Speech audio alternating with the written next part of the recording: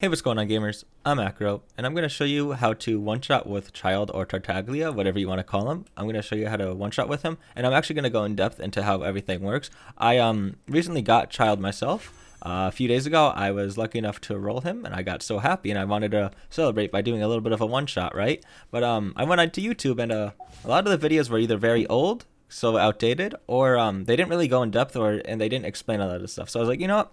I'll make one myself. So that's what I'm here to do. So first off, you're going to need to, team comp wise, the team comp starts with like the core of Tartaglia, Mona, and Bennett. That's the core, and then you can either use Kazuha or Sucrose, whoever you have, or whoever's stronger. Use whichever one you want. So first thing first, let's start out with Childe himself. You want to level him up as much as possible. Leveling up, of course, will maximize more damage, right? You gain more attack, you gain more levels.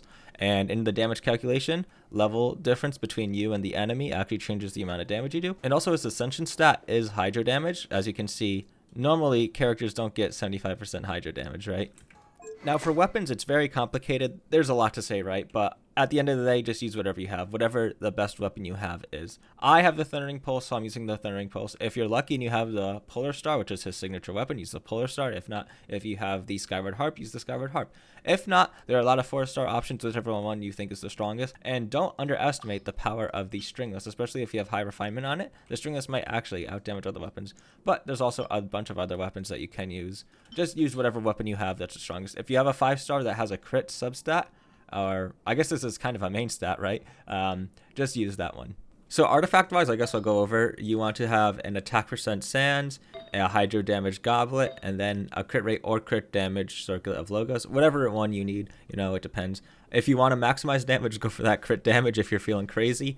Me personally, I am running a crit rate just for that consistency. Set bonus wise, the optimal set bonus is 2-piece Heart of Depth and 2-piece Nobly Obliged. I have it on my Shing Cho because, well, the substats are horrible. Don't try and force substats, right? That's why I'm not running it on my Childe for the nuke, right? The substats are horrible, so I'm not running it. I'm running substats over set bonuses, and that's what you should be doing too. To maximize your nuke damage, don't force those set bonuses. Look for good substats, but if you can, do 2-piece Heart of Depth and 2-piece Nobly Obliged. Also, don't be scared to run like what I'm doing, Shimmy Novice Reminiscence for the attack percent bonus. There's also the Vermilion Hereafter and the Gladiator Family, which also give the attack percent bonus. But the only reason I do that is because I farmed like for over 100 days in the Shimmy Novice Reminiscence domain, so I have really good Shimmy Novice Reminiscence pieces. And these aren't even my best pieces. My best pieces are on my Yoimiya. So yeah, if you can do 2-piece Heart of Depth and 2-piece Nobly Obliged, but if not, it's okay. Don't try and force the set bonus. Maybe go for an attack percent 2-piece bonus if you can. Also, if you have really good substats for it, the 4-piece Emblem of Severed Fate also might be your best option if you have really good substats in them. But yeah, that's basically it for the artifacts. One more thing to note, don't run 4-piece Shimmy Novice Reminiscence. You might be thinking I'm going to run 4-piece Shimmy Novice Reminiscence and I'll just do the range burst, but it's just not worth it because the range burst, look, at level 9, there's 140 difference between the melee and range stance. You definitely want to use either like just take one off and do 3-piece Shimmy Novice. You don't want that 4-piece to steal your energy because when you cast your skill to go into melee stance, you're not going to have enough energy to burst. Do not run 4-piece Shimmy Novice Reminiscence to maximize your nuke damage. And finally, talent-wise, you want to level up your burst as much as you can. The normal attacks and skill levels do not affect the damage of the burst, so you don't have to worry about that. Just level up the burst as much as possible. And yeah, that's how you build Childe for this. Let's go on to Mona. So for Mona, you weapon-wise are going to be running the Thrilling Tills of Dragon Slayer, and you're just going to be putting this buff onto Childe, so it increases his damage.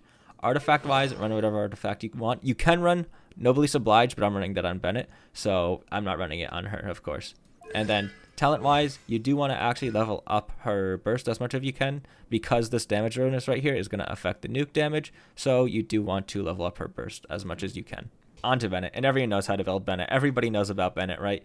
Get a weapon with a high base attack, upgrade that as much as you can.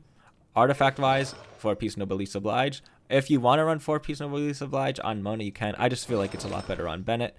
And then talent-wise, upgrade his burst as much as possible because of that attack bonus ratio. And of course, constellation wise, Constellation 1 and Constellation 5 do affect his burst, but it's not like you can really change constellations. So last up is our Animo character, and I'll go over Kazuha and then I'll go over Sucrose. So for Kazuha, you want to level Kazuha up as high as possible because his ascension stat is Elemental Mastery. So you want to level him up as high as you can, and that will give you more Elemental Mastery so you can transfer more damage to Childe. Weapon-wise, I am not running an optimal weapon. If I were to, I'd be running one with a substat in Elemental Mastery, or is it main stat? Whatever, I already put over it. You want to run one with a stat that scales with Elemental Mastery. I could use the Dark Iron Sword, but I don't want to. I just want to keep my Favonius Sword on. Of course, there's a free-to-play option, which is the Iron Sting, the craftable sword. If you want to use that, you can use that. And that's probably a sword that many people are running on their Kazuha, the Iron Sting. I'm personally not, and if you can, try out Favonius Sword. It is so good. The Favonius series of weapons are so OP because of their passive. It's just so good. Anyways, that has nothing to do with like the nuke damage. If you want to optimize your nuke, don't run Favonius. Run either that Dark Iron Sword, maybe if you have the 5-star, the Freedom Sword or whatever it is, or run the free-to-play Iron Sting. Next up is artifacts, and for both Sucrose and Kazuha, you want to maximize the amount of Elemental Mastery you get off your artifacts because you're going to be transferring damage to Childe either through Elemental Mastery on Sucrose or through Hydro damage on Kazuha. And that scales off of Elemental Mastery. You also want to run 4 Piece of your Distant Venerer because that decreases the Hydro resistance. You're going to be swirling Hydro, so it'll decrease the Hydro resistance of the enemy you're going to be nuking.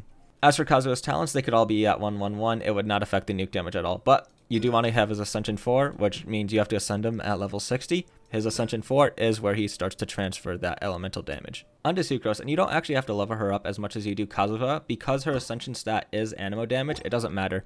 You want to ascend her to get her Ascension 4, of course, so you get that Elemental Mastery transfer, so ascend her at level 60. But after that, you've maximized your damage through the nuke that you can do with Sucrose supporting. Weapon-wise, you don't want to be running the Thrilling Tales. Weapon-wise, you want to be running, potentially, you're already going to be running it. Most people that have Sucrose are already going to be running it. You want to run Sacrificial Fragments. If you don't have Sacrificial Fragments, that's okay. You could run, like, Mappa Mare. It has less Elemental Mastery as a stat, which is why you want to use Sacrificial Fragments. You're not using Sacrificial Fragments for its passive. You're using it for the amount of Elemental Mastery it gives. Like, look, it's at level 50, and it has more than a level 81 Mappa Mare. It's so good. At level 90, it gives, like, 201 Elemental Mastery. So you want to be running this weapon. And for artifacts, I don't have it on there right now because my good sits on Kazuha, but you want to run 4 Piece of Iridescent Venerer and maximize the amount of Elemental Mastery you can get on it. For her talents, as you can see, I have her talents at 1-2-2. Her talent levels do not matter. You just want to make sure you have that Ascension 4, and then you're good to go for your Sucrose, and you will maximize your nuke damage with your supporting Sucrose. So yeah, that's how you actually build your characters to do the nuke, and now I'm going to be showing you how to perform the nuke. So, of course, we have to start where every Tartaglia main will start with their one-shots, the Pyro Regisvine. And you're probably starting here because you're like, it must be weak to Hydro. Nope. The Pyro Regisvine has a 10% resistance to all elements except for Pyro, where it has a 70% resistance. So it's not actually weaker to Hydro than like any other element other than Pyro, where it has the 70% resistance. Also, one last thing before you do this, if you do want to put food on, now's the time to put food on, prepare yourselves, and get ready. So the rotation goes, you either pop the core or you get the core 1 Hydro application unit from being popped, and then you get close with Tartaglia and you use his skill. His skill will apply Hydro and do damage, and then you swap to Bennett, use Bennett's burst. Don't worry, there will still be Hydro applied. Swap to Kazuha, use Kazuha's burst, then swap to Mona, use Mona's burst, and then swap back to Tartaglia. Be careful, don't activate a skill too close to the enemy because it will do damage. You don't want to do that, but activate a skill, then get close again. You don't have to get close, just make sure you're in Bennett's buff, and then you use his burst. Without further ado, let's actually do this. So we're going to get the Hydro just to get the core down, or low. I'm going to do it low, just to show you what you can do. Alrighty, and now the rotation starts. Skill, Bennett burst, Kazuha burst, Mona burst, get away with Tartaglia, and then boom, skill, burst. Look at that. Now I'm going to show this on the Rock Frog just because I want to show it on another boss. Now the 365,000 damage I did to that Pyro Regisvine isn't going to cut it. I don't think I'm going to actually be able to without actually upgrading burst and stuff, like say I crown my Bennett burst, Mona burst, and Childe burst, and I don't think I'm going to do that. I have kept all my crowns, I've never used one, but I don't want to use one right now. So we'll do the Adeptus Temptation. I don't know, it actually might be better. I think Delix food might be better. Slash Chi-Chi's. I'm going to do Delix slash Chi-Chi's food, which will put me up to a, what is it, 74% crit rate and 239% crit damage. Yeah. So, of course, the Rock Frog takes time to take damage, but it doesn't matter because you're going to be doing a rotation anyways. So, skill. Swap to Bennett. Burst. This stuff, I forget what I'm saying, but I'm doing it anyways. Alright, bam, bam. Okay, yeah, 388,000 damage. Not enough, but it's okay. As you can see, that is the rotation. So that's how you do it with Kazuha. Now I'm going to show you how to do it with Sucrose, just because Sucrose is different than Kazuha. So let me build my Sucrose real quick. I said I was going to build her. I'm not going to give her Kazuha's artifacts. It's too much of a pain to swap them because she has a missing artifact. It really is annoying.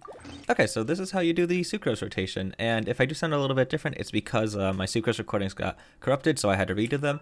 And also, I did decide to put her on 4 Piece of Iridescent Venerer. I didn't give her Kazuha's artifacts, but she still has a good 412 elemental mastery off artifacts alone, putting her up to 555 with the weapon, the Sacrificial Fragments.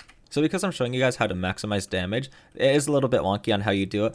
You could run Thrilling Tales on Sucrose, but that means you're not running Sacrificial Fragments, which means you're not getting that Elemental Mastery. So we're running Thrilling Tales on Mona and Sacrificial Fragments on Sucrose just to maximize damage, and it makes the rotation a little wonky, but it's still okay. We can still do it. So the rotation starts off as Mona, and you could either apply Hydro with Mona or swap to Tartaglia and apply Hydro, because you're going to be swapping to Tartaglia anyway, so you could use this skill to apply Hydro. Either way, you start off on Mona, you swap to Tartaglia, I'd say use this skill, and then you swap back to Mona, use her burst, swap to Sucrose, use her skill, swap to Bennett, use his skill, then burst, then swap to Tartaglia, use his skill, then burst. And if that sounded like a lot and I said it too fast, well, let me show you how you do it. Now let's hope I crit, but even if I don't crit, it's going to do like a lot of damage, so it's alright. Alright, so here we go. Mona, swap to Tartaglia for that Thrilling Tales, swap back to Mona, use her burst, swap to Sucrose, swirl, swap to Bennett, skill burst, swap to Tartaglia, skill burst. And we crit. Yeah, so that's a lot of damage, right? So that's like the standard way to do Sucrose's rotation to maximize damage, and I'm going to go do it on the Rock Frog now just to show you. I know I'm not going to be able to one-shot the Rock Frog, so I'm not even going to try putting Kazuha's good artifacts on her and putting on good food. I'll just show you that you can do it on the Rock Frog too. I just want to do it on another example. Because the Pyro Reg is fine, most people are going to be one-shotting Pyro Reg is fine, just because of that misconception of Hydro must do a lot more damage to Pyro than everything else. It's not true. And because a lot of people do the Pyro Reg is fine, you're going to be applying Hydro at the beginning anyways, just because of you doing Hydro to get rid of the core. So let's do it on something where you don't have to apply Hydro at the beginning. So, as I said, slot it on Mona. And you know, for this time, doing Mona, I'll actually apply Hydro with Mona and not with Tartaglia. So we do Mona, swap to Tartaglia, swap back to Mona, Mona burst, swap to Sucrose, Sucrose this, bam, bam, bam, bam, bam. Oh, we didn't crit. Oh, we didn't crit. That is so sad. But as you can see, it's the same rotation, you know, it'll work on all these enemies. But yeah, that's how you do the one-shot rotation with Childe and using Sucrose as a support instead of Kazuha. So that is how you one-shot combo with Tartaglia using Sucrose or Kazuha. And as I said, their rotations are a teeny bit different, just depending on how you use the character and what you're doing with them, right? And more specifically, because Kazuha is a little special, and he's a lot easier to do the combo with. So Bennett's burst self-applies Pyro to whatever character's active, right? So because Kazuha is on the field, he will be applied with Pyro, and his skill and burst will take that, and that will override whatever Hydro is applied to the enemy. So it'll infuse with that, so his burst infuses with Pyro, but he will still swirl the Hydro that is on the enemy, giving you that Hydro swirl for your nuke damage, right?